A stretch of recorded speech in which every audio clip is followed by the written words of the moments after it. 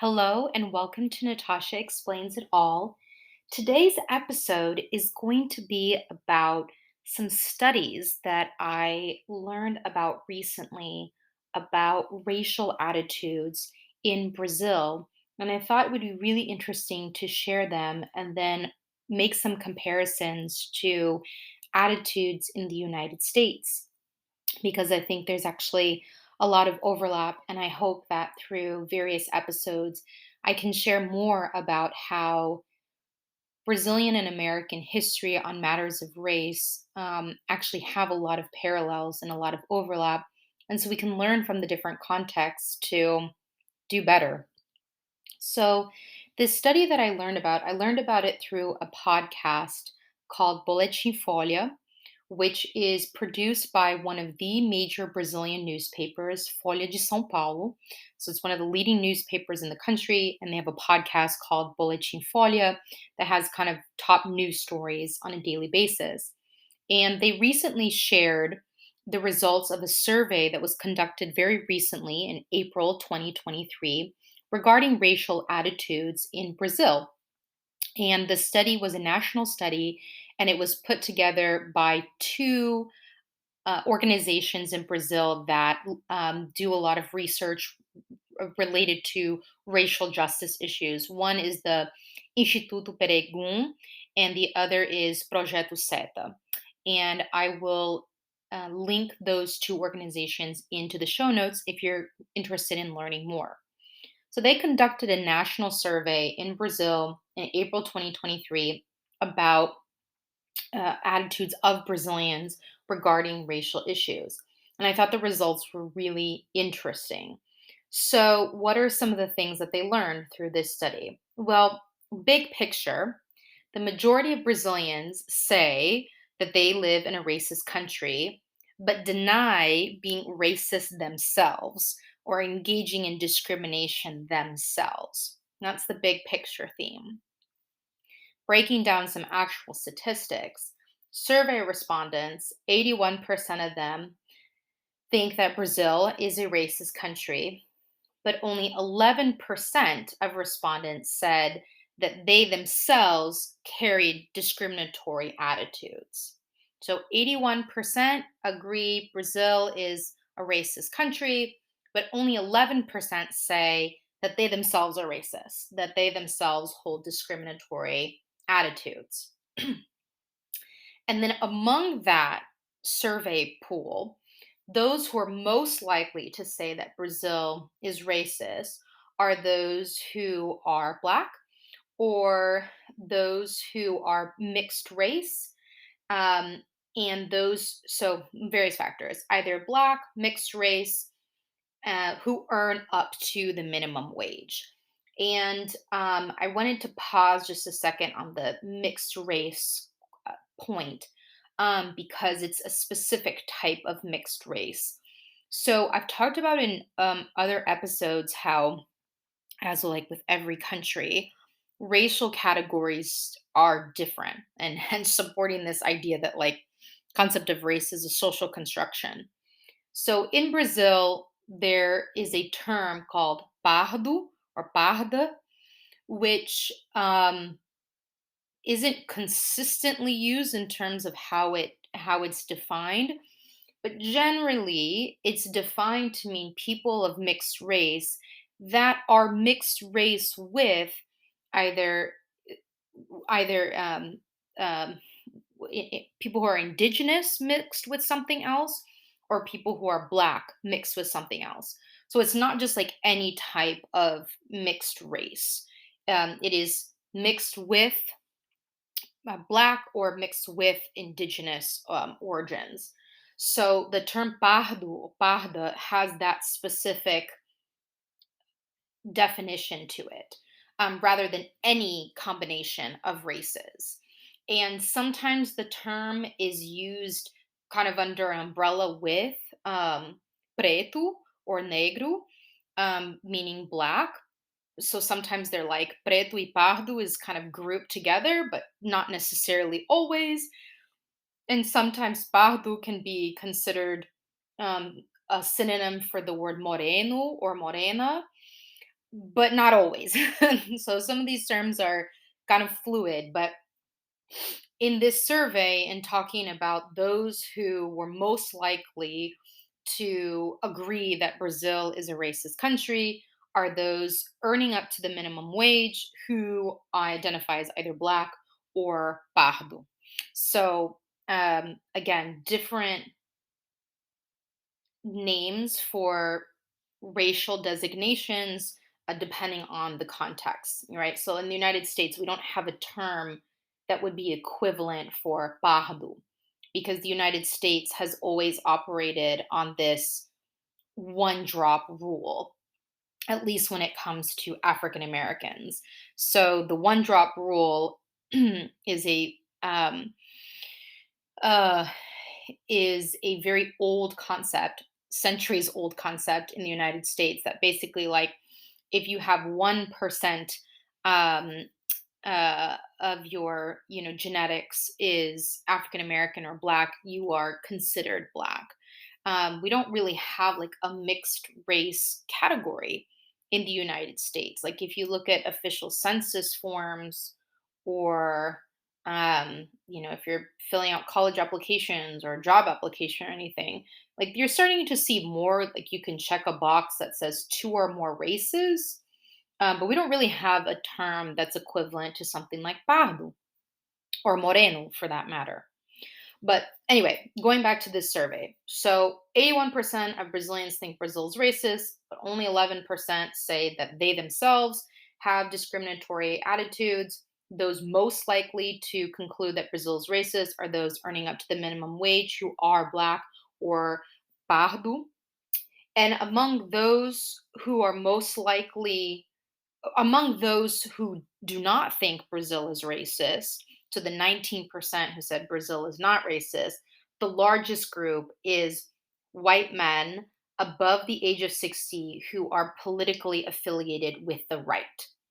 And I think even without looking at data, probably the reaction of the listener is that that seems to be quite in parallel with American attitudes, right? Those who are most likely to say that Brazil is racist are those earning up to the minimum wage who identify as Black or pardo.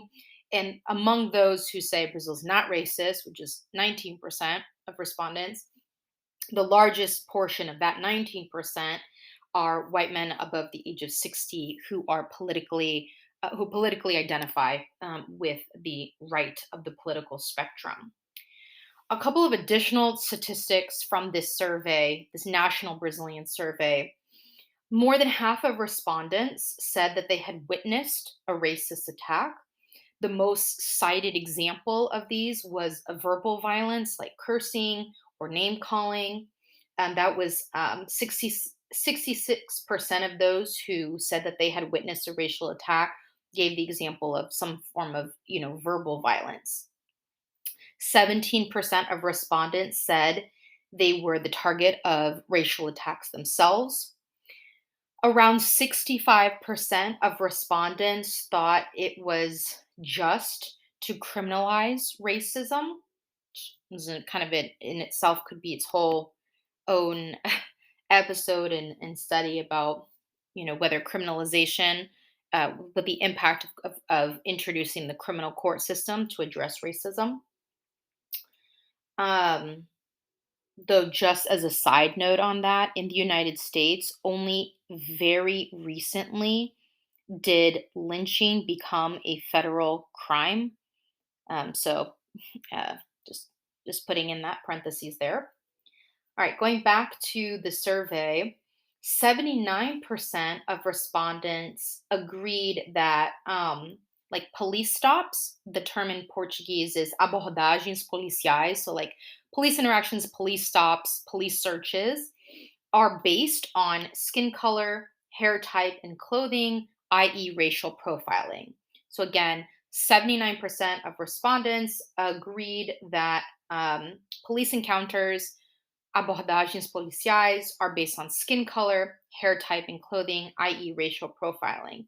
So, it's interesting to compare because 81% of respondents uh, believe that Brazil is racist, and 79%, just a few percentage points less than that, believe that police encounters are based on racial profiling.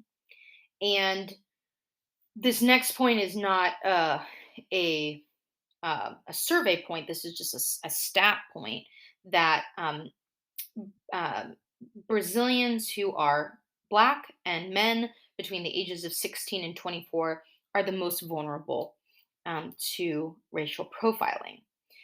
Those were some of the uh, key takeaways from that nationwide survey on racial attitudes that the podcast Boletim Folha shared. And what was really on top of how interesting and revelatory those statistics are, immediately after that, the very next segment within the same episode of the podcast was about the continuing existence of quilombolas in Brazil. And what are quilombolas? Quilombolas are um, societies that were created by formerly enslaved people who were able to escape captivity, who were able to flee slavery in Brazil. And they went and they established their own communities, their own cities, their own societies. And so it's really fascinating that you have this, 2023 survey about racial attitudes in Brazil, and clearly still some of the population uh, resists the idea that Brazil still has racism. And immediately the next news story is talking about the continued existence of these communities that were created by people who fled slavery, and these communities still exist to this day. According to the 2022 census in Brazil, Brazil has 1.3 million quilombolas, which comes out to about 0.65% of the overall country's population. So it's not a large percentage of the country's population, but it's it's there are still 1.3 million quilombolas, people living in these communities as of 2022. Um, and the breakdown of this is that almost 70% of quilombolas are in the Northeast, most in the state of Bahia, which makes sense given where the major ports were that brought in Africans to Brazil during the centuries of slavery. To this day, the state of Bahia is the Afro Brazilian center of Brazil. And so it makes sense then that demographically, that is also where the quilombolas would be most concentrated in the within Brazil. And I had mentioned that the concept of quilombolas has been around for centuries, um, and again, were of enslaved peoples who are able to escape and then create their own free societies. And the first record of a quilombola was from 1570. 1570, the first record of quilombolas, centuries and centuries ago. And nowadays, the quilombolas are formed by the descendants of those who were formerly enslaved. And during the centuries in which Brazil had a slave trade, it is estimated that there were about 5 million Africans who were forcibly brought to Brazil. So, these are estimates, but the estimate is around 5 million Africans were forcibly brought to Brazil to be enslaved during the centuries in which Brazil um, legally had slavery. And Brazil was actually the last country in the Western Hemisphere, in the Americas, to abolish slavery. Slavery was only abolished in Brazil in 1888. That was the last country in the Americas. In the United States, slavery was abolished. Well, I guess technically with the Emancipation Proclamation in 1863, But we also have Juneteenth, right? It's not actually until 1865 that the last of folks who were enslaved were actually notified that slavery had been abolished, hence the creation of a new federal holiday, Juneteenth, um, to commemorate the fact that those who were incarcerated, excuse me, that was definitely a Freudian slip because I've talked about on many episodes the connections between the modern carceral system and slavery. But anyway, those who were enslaved in the state of Texas were not notified until 2 years later, until 1865. So the United States abolishes slavery in 1865, and Brazil abolishes slavery in 1888. So both countries late to the game in ending legalized slavery. So we had this study about, Brazilian attitudes on race, followed by a story about how the legacy of slavery remains so present in Brazilian society in many ways, but just as one of those manifestations, the continued existence of quilombolas throughout the country, and still a numerically significant portion of the population. And if you think about the fact that slavery was only abolished in Brazil in 1888, and that quilombolas nowadays are formed by the descendants of formerly enslaved people, it's really not that many generations later. With slavery being abolished in 1888, uh, the generation that the last generation to be enslaved is no longer with us, but in terms of their descendants that are still with us, like I'd have to do the math, but that's like what, 4 or 5 generations later at most. It's really not that long ago, and by having quilombolas to this day, there is still an effort to preserve that history and the survival and safety, which was the objective of creating these enclaves um, away from slavery. And so I was curious if I could find a comparable study in for American attitudes, because I sense that the the breakdown on stats would be similar, understanding that the contexts are a little bit different. We already talked about, for example, right, we use different words for racial classifications in the United States as we do in Brazil, but I suspected that there would be overlap, and I was right.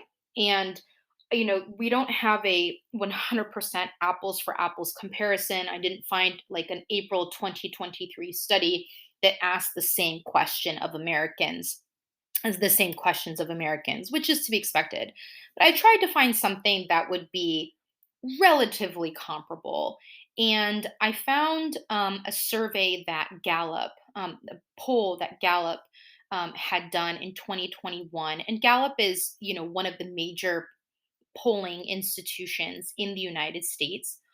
And so I wanted to share a couple of things from that survey that I found.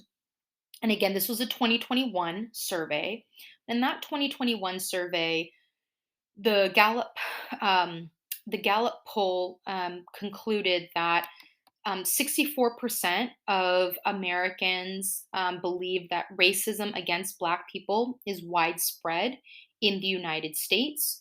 So perhaps we can compare that to the 81% of Brazilians who believe that Brazil is racist. So this 2021 survey in the United States, 64% of Americans believe racism against Black people is widespread in the US. And those who were most likely to agree with that sentiment were were non-Hispanic Black and Hispanic respondents, which and those who were least likely to believe that um, racism against Black people is widespread in the United States were non-Hispanic white respondents. So 84% of non-Hispanic Black And 72% of Hispanic respondents believed that racism against Black people is widespread in the United States. And among non Hispanic white respondents, only 59% believed that to be true. And that in itself, just to pause on that, like how in the United States we have this differentiation between non-Hispanic Black and non-Hispanic white and Hispanic. That's another grouping of racial categories that's not used in the Brazilian context. And that in itself could be this whole other episode about whether Brazilians consider themselves to be Latinx or Hispanic or some type of other terminology. I think that, well, it's not even I think that. I know that some Brazilians identify as Latino and others do not. And it can also depend on um, what generation you are. And I don't mean just based on your age, like if it's the grandparents' generation or the parents' generation or the child generation. I mean generation also in the sense of the United States. Meaning, are you first generation American, second generation American, third generation American? I think that those who came to the United States, who are first generation, depending on how you count it, are less likely to identify with that term and are more likely to identify as Brazilian. Um, Whereas the next generation, those who are born in the United States but with origins in Brazil, are more comfortable with the term Latinx. And I don't have the stats on that. That is based on personal experience. Um, and I think that there are parallels with other Latin American countries and immigrants from Latin America in terms of who identifies with that term. So that's this whole other thing. Like I I self-identify as Latina, but it's not a term that my mom would use, for example. And she was the first generation to come to the United States. Um, and so, anyway, in this survey of um, Americans, we use terms like non-Hispanic white or non-Hispanic Black to be able to differentiate because the like Hispanic slash Latinx category is not necessarily a racial category. It's like an ethnic category because you can obviously have people who are white as well as Latinx. You can have people who are Black as well as Latinx. So trying to differentiate that out. And in a survey of Brazilians, they're not going to make that differentiation.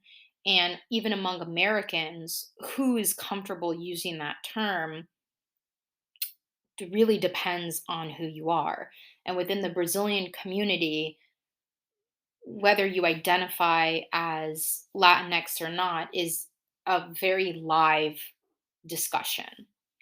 So, a couple more things from this Gallup poll. Again, 2021 Gallup poll surveying Americans. 64% of Americans believe that racism against Black people is widespread in the United States. And the what was also interesting, or another comparison point to this Brazilian survey, I mentioned in the Brazilian survey that um, 79% of respondents affirmed that abordagens policiais, like police stops, are based on racial profiling. And in this 2021 survey of Americans by Gallup, they asked respondents if they thought that Black people were treated less fairly than white people in various types of situations, such as in healthcare settings, in stores, in the workplace, etc. And the scenario in which respondents uh, believed that Black Americans were treated less fairly than white people was highest with dealing with the police. such as traffic encounters. So, in this Gallup study, they gave respondents various scenarios and asked, like, what do you think that Black people are treated less fairly in these situations than white people are? And the situation that respondents found where there was where the largest percentage of respondents who found that there was a disparity in treatment was in situations dealing with police, which is consistent with the responses to the Brazilian survey. So I thought that was an interesting point of comparison. And then the next category on the US survey, in terms of where discrimination between Black and white people was highest among respondents, was on the job or at work. So, first, most likely to have discrimination in police encounters, and then the second most likely was in the workplace, among the situations that the survey asked um, respondents. And um, I also looked at the Pew Research Center, so another reputable research, survey center in the United States. The Pew Research Center also did some surveys um, uh, recently, and this was actually very recently. This was in August of this year, so just a few days ago.